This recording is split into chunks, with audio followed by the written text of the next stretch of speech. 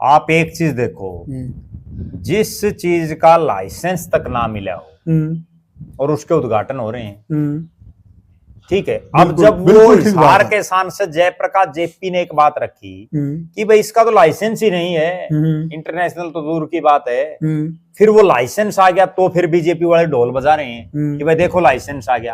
अरे लाइसेंस नहीं, आप ये देखो कि आपने इंटरनेशनल एयरपोर्ट के नाम पर लोगों को उस लाइसेंस में कहीं इंटरनेशनल एयरपोर्ट लिखा है? नहीं, कहीं भी नहीं है। उसमें तो ये भी नहीं है कि इस एयरपोर्ट का नाम महाराजा अग्रसेन के नाम से रख दिया सरकार ने, उसमें कहीं महाराजा अग्रसेन भी नहीं है। तो फिर क्या पता वो इसका लाइसेंस है किसी और का है, वो उसमें हिसार लिख रखे है। अच्छा, ठीक है ना। अब एयरपोर्ट की जो बात है, शुरू से मैं एक बात जो मेरे दिमाग में बैठी है, यहां जो है ये इंटरनेशनल एयरपोर्ट तो बनना ही नहीं है। अच्छा, ठीक है। और खुदा न खास्ता ये कभी 20-30 साल में हो गया तो भी क्या गारंटी है कि यहां से कोई फ्लाइट उड़ेंगी, कितनी उड़ जाएंगी।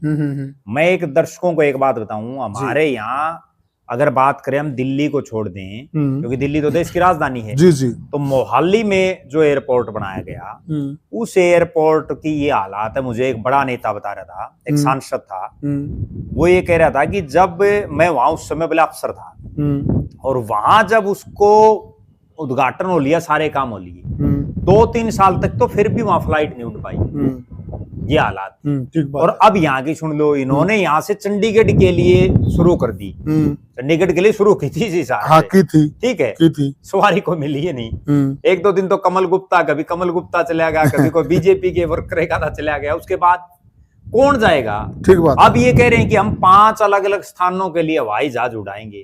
अरे भाई 5 स्थानों के लिए छोड़ो, आप ये बताओ कि ये इंटरनेशनल है या नहीं है। पहले तो ये चीज क्लियर करो। मुझे तो इस चीज का भी लग रहा है आज कि हो सकता है 14 तारीख को देश के प्रधानमंत्री जी भी कहीं ना कहीं ये ना कह दें कि भाई ये हिसार में ऐसा एयरपोर्ट बन रहा है जहां सीधी लंदन तक की फ्लाइट उड़ेंगी। ठीक है, लेकिन उड़ेंगी कब, बात तो ये है ना।